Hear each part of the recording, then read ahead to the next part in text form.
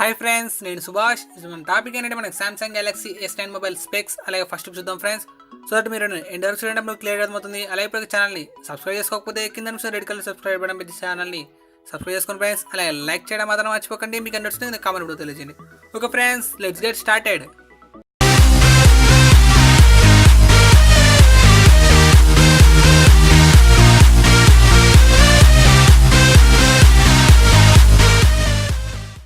Friends, మనం first of all display విషయం కోసం మనకు 5.8 ఇంచెస్ ఫుల్ హెచ్డీ డిస్ప్లే లభిస్తుంది. ఇది ఆమ్లెట్ డిస్ప్లే.